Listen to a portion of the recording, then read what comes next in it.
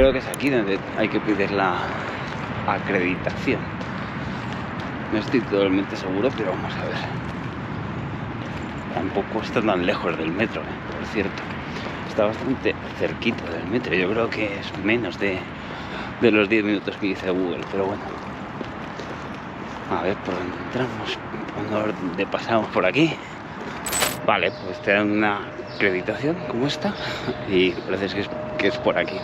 Bueno, ya estamos dentro. Mira, un poquito.